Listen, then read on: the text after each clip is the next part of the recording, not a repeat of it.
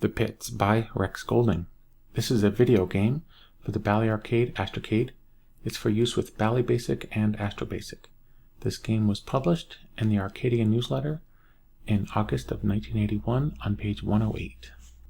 This title screen that you see here, which isn't really a title screen at all, but actually the end of a game, is my high score when I was playing for the High Score Club back in 2016 on the Astrocade High Score Club.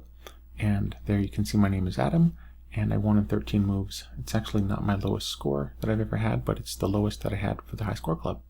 This is a letter that was written to Robert Fabris, the editor of the Arcadian newsletter, by Thomas Goulding, and I guess his middle name was Rex. Chris and I go into the game a lot more in the August 2016 episode of the Bally Alley Astrocast, which is the fourth episode. At some point I plan to create a very lengthy episode on, well, when I say episode I mean a video on this game, The Pits. It's one of my favorite games for the Astrocade, and it deserves to have a good look over it in quite a bit of detail. In a video, I think Chris and I did a wonderful job of looking the game over, and we brought out a lot of the detail already in the Astrocast, but sometimes it pays to pay close attention in a video, and this is a game that deserves that attention.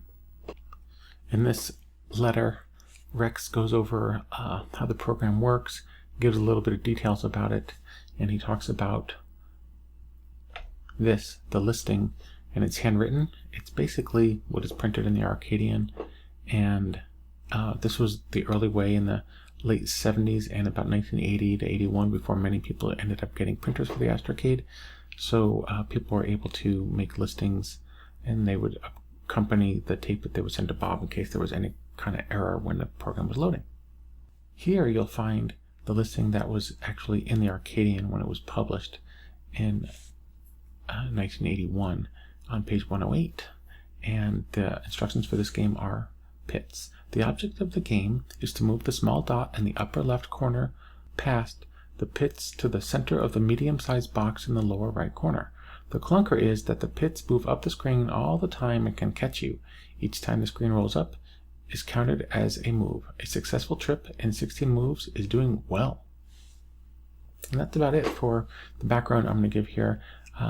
As I've already mentioned a couple times, we went over this game quite a lot in the fourth episode of the Astrocast, and if you want more details, look at it there or listen to it there.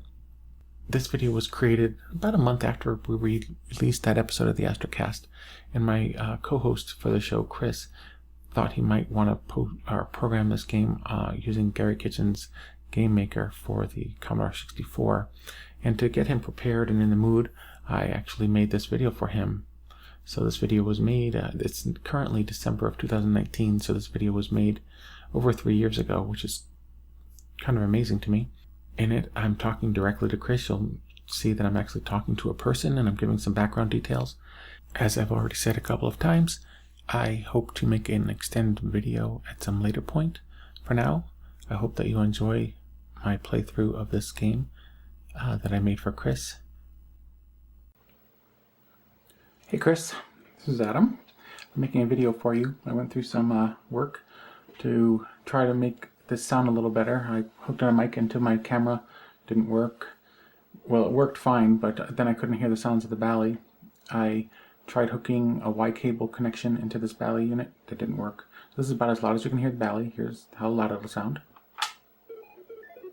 And the reason I'm making this video is that I took the Astrocade version of, the Bally Astrocade version, or Bally AstroBASIC version of the Pits, and converted it to 300 baud format.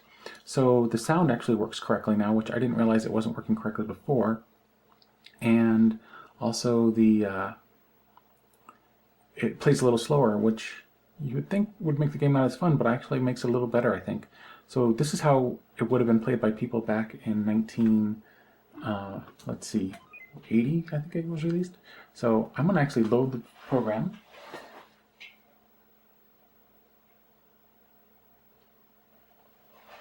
and you can watch this load now, and I'll play it while it's loading. The reason I'm doing this is I wanted it to be more authentic.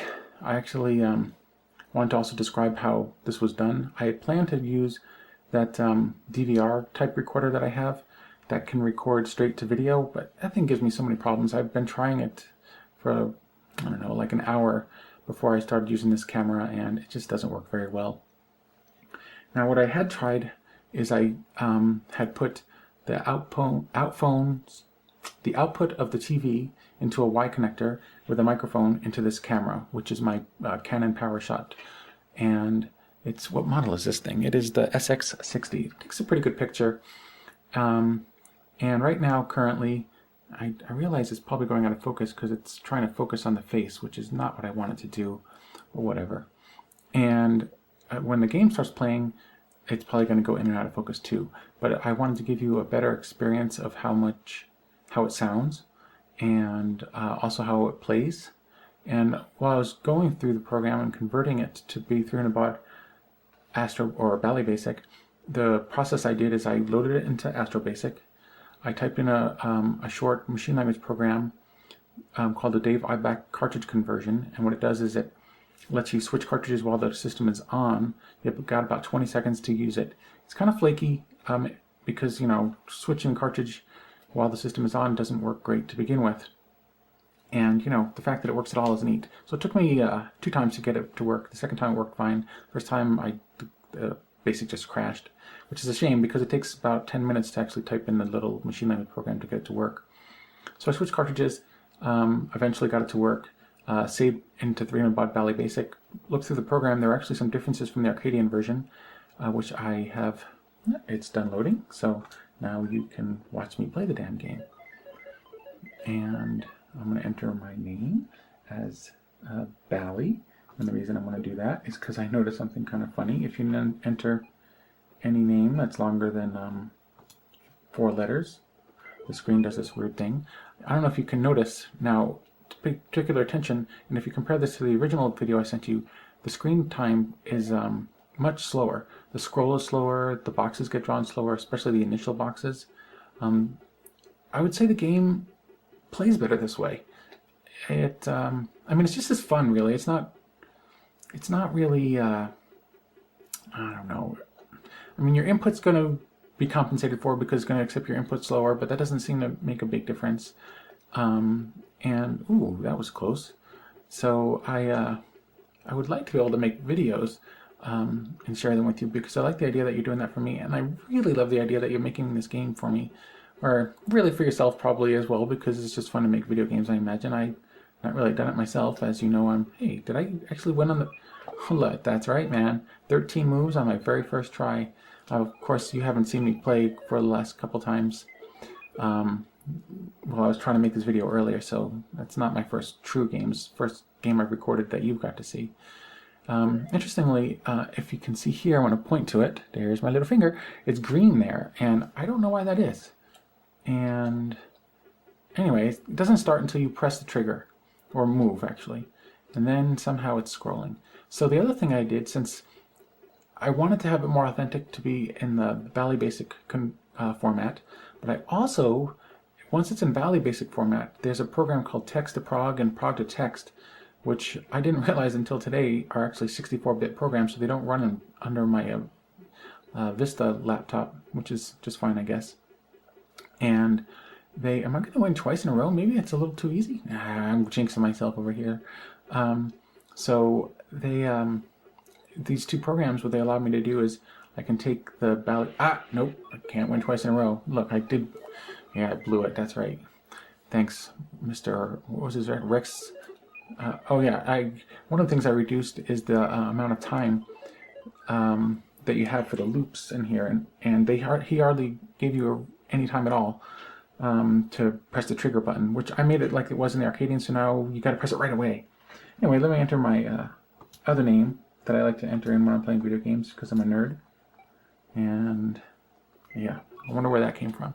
Too bad I can't make games like him, because I would definitely make import Tempest 2000 to the Bally Arcade. It would be an incredible version. The music would probably be better than Jaguar. Yeah, baby. So by the way, last night I saw the Swans. That was pretty cool. So I'm kind of tired today because I didn't sleep too much. Anyway, I guess this is enough of this program, but let me finish continuing telling you what I did. So I converted this the BASIC program into a text file, basically. So I don't know if that'll help you because you do have the actual program as it was printed in the Arcadian, and the text file is the exact same except it's editable. I thought it might be useful if you wanted to examine the program, see how it worked, and enter oh, I won again. Guess that's a good time to start. 11 moves. That's a new record for me, I think. Check it out, man. You got to see the world record Place in the Pits by Adam Triunfo, also known as Yak. Talk to you later, man. Bye.